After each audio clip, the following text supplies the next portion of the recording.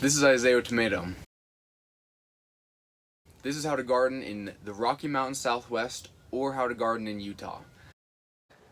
Gardening can be boiled down to two processes: observation and adaptation. You observe your climate and then you adapt to it. So we're going to be basically talking about Utah's climate, which is the Rocky Mountain Southwestern climate. Climate has 5 main components: your soil, your water, your sunlight, your frost, and your pests. Now, I won't be going over the pests very much in this video because pests are really complicated and it changes a lot depending on where you live. Even my neighbors have different pest issues than I do.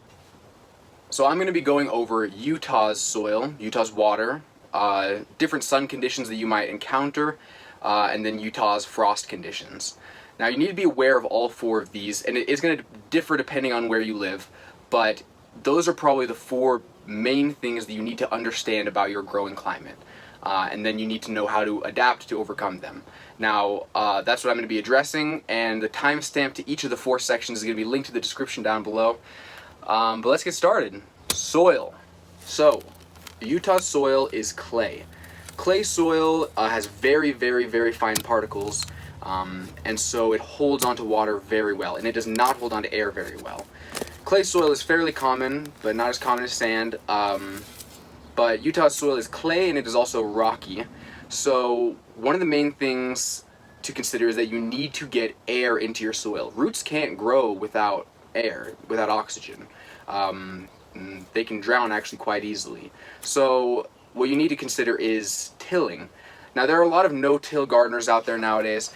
No-till gardening is great, but in clay, rocky soils, you would need to just bury all of the ground in, like, I don't know, a foot, 6 inches to a foot minimum of organic matter, which is not that easy to come by, at least where I live. And the other problem is that the soil that's underneath that is going to be still just the exact same compact clay Utah soil. And it's also going to be full of rocks.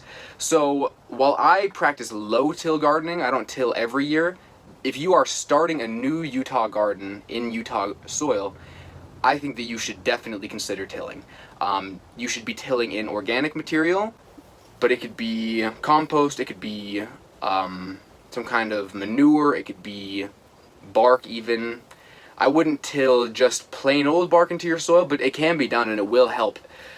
You should also know that establishing Utah soil into garden soil takes time. The first year will not be the easiest. Every year after that, as those pieces of organic matter start to break down, as the compost becomes part of the soil, it'll get much, much easier. But I will say that I have had incredibly successful gardens first year in Utah.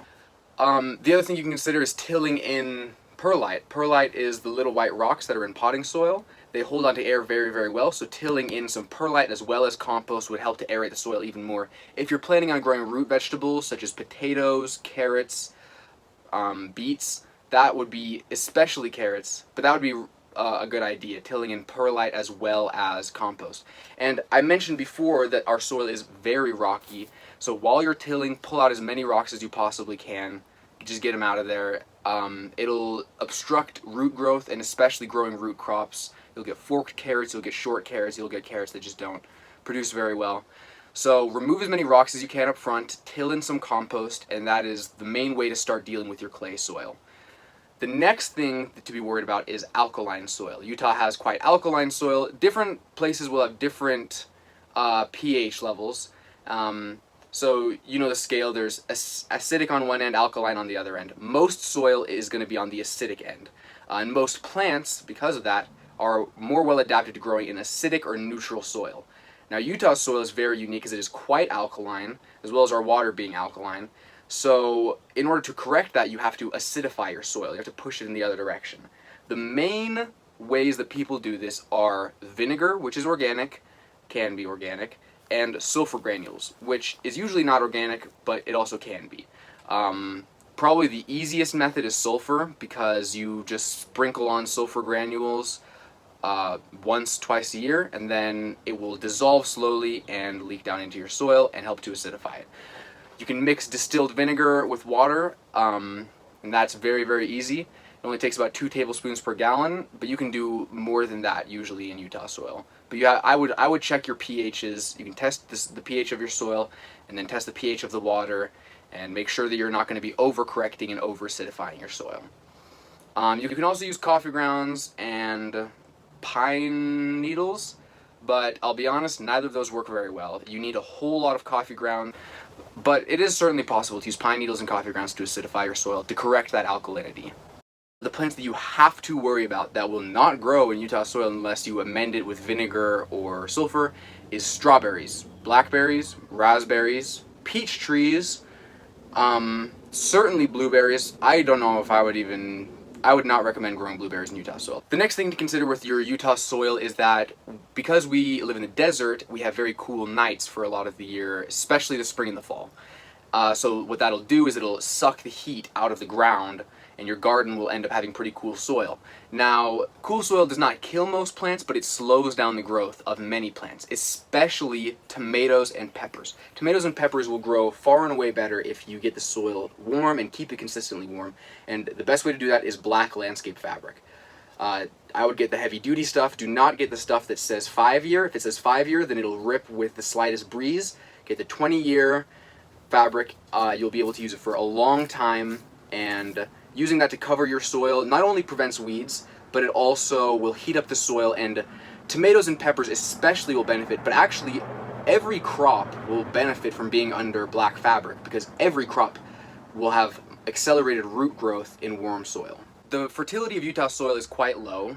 I mean, first of all, it has very low organic matter in it, which you can, like I was saying, fix by adding compost. Now, compost usually has some fertility in it, but not very complete. Now, I'm going to go over this really quickly. In any given fertilizer, there are 3 numbers.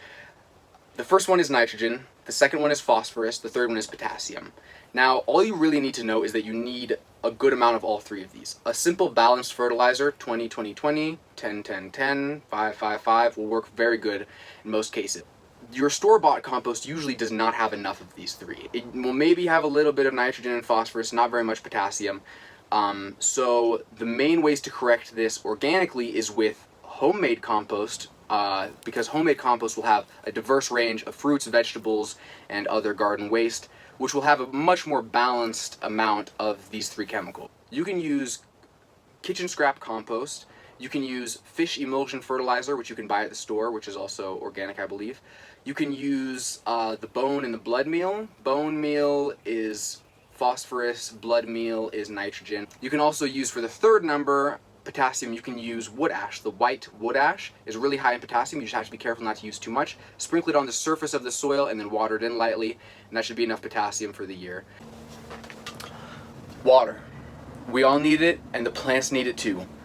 Utah's water is alkaline, so just be aware of that. Like I said earlier, acidify. But Utah and much of the Southwest and a decent amount of the Rocky Mountains tends to have very low humidity, which is, you'd be surprised, very useful when it comes to vegetable gardening. Having low humidity reduces your chance of getting a lot of diseases. Blights don't come on nearly as quickly. I mean, I have completely unpruned tomato plants that just grow into these big bushes. They are watered by sprinklers, and I do not see fungus literally all year most years, which is drastically different from southern gardeners or gardeners in places with high humidity. So it makes it so that if you have low humidity where you live, then you can water with sprinklers, but even then you should probably water in the mornings, because watering in midday is when you waste the most water. Watering at night by sprinkler gets the leaves wet, and then they stay wet all night long, which highly increases your chances of having fungus problems.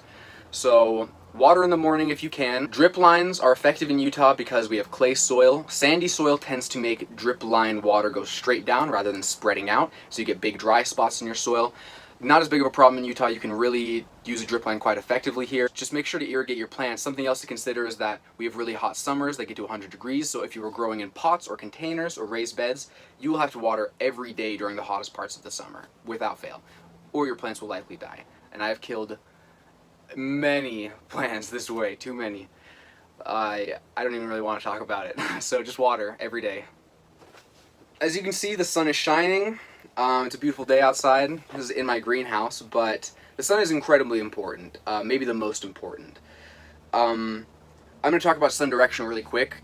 I'm going to say there's a wall right here. This way is south. South is this direction.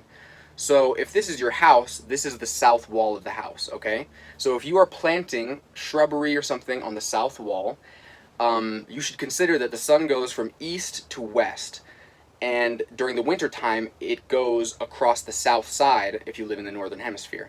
So the south side is going to be the hottest, the most direct sun for the longest part of the day. You can grow a lot of plants on the south side, but not all, because the heat is really intense. You can grow tomatoes, peppers, all of your brassicas, which is like cabbage, kale, and such. Squash and cucumbers love full sun as well.